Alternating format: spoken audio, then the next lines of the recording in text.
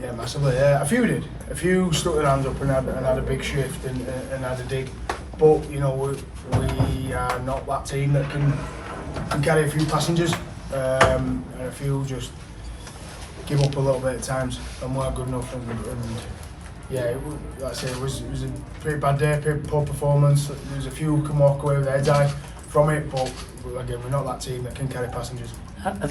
Was the performance as bad as that in terms of where you were last week against a side like St Helens, where you've come from? Was that a big drop?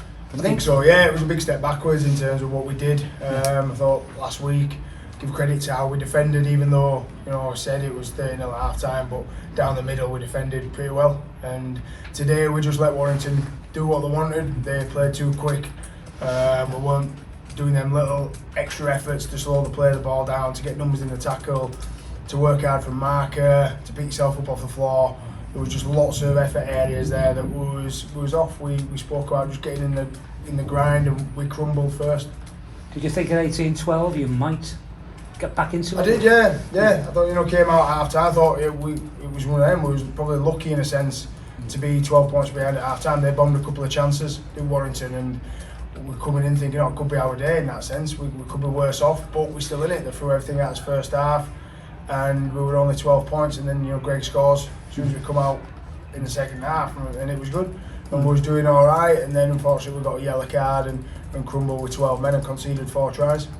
When you concede that number of points in a 40-minute period, what does that do to the dressing room? What does it say down there now? It's a pretty dark dressing room. You know, a lot of home truths, lads speaking, saying the right things. In terms of how disappointed they are and areas they need to fix up.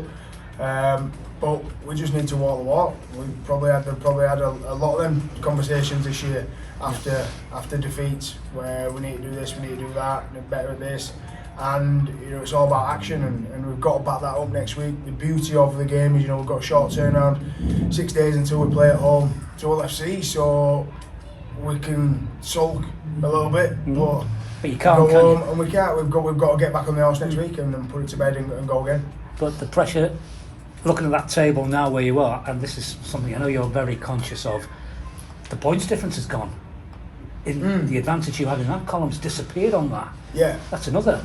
We're never banking on points difference. You know, that's not something I'm looking at thinking, oh, we're okay for points difference. You know, we've got to have more about us to in a game that thinking, oh well, we can't concede 50 points because of points difference. We've got to have. We should be proud enough in our performance that we shouldn't want to lose any game. Never mind by you know 50 points or whatever it was there. So points difference irrelevant. We need to win games, and you know hopefully we've got that in us. We've got to regroup and fix and things. Like I said, we've got to walk the walk now. When you concede that many points, does it immediately come to your mind? I think we've got to do a lot better next week, but with different personnel.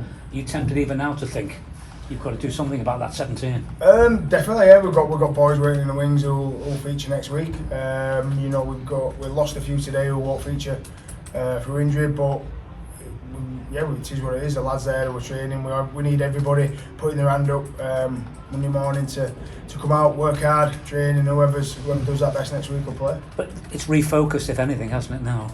It has, yeah. We had obviously we coming in the 2 weeks, had a win, and then although we lost the Saints, it was a pretty strong performance, and that's just, you know, been back down to earth. But that's the roller coaster that we're on in a season. So there's ups and downs.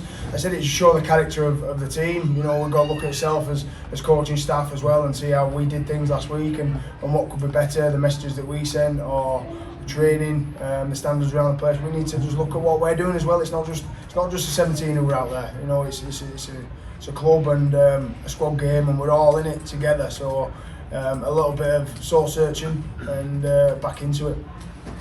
Just with that performance, Danny, how much time is spent on looking back at that performance this week, or is it almost better just to write it off and keep going into next week? There might be a little bit of that. We've got to watch it back and learn from it certainly, and look at areas. But you know, with a short turnaround, we'll have to sit down and work out what we're going to get by looking over Bob Bates. We've got to get the boys positive in a sense, but we have to address certain areas as well. So there will be a mix of getting a message across what wasn't good enough, having some tough conversations with people, and then, like I say, we're rolling up our sleeves and going again next week.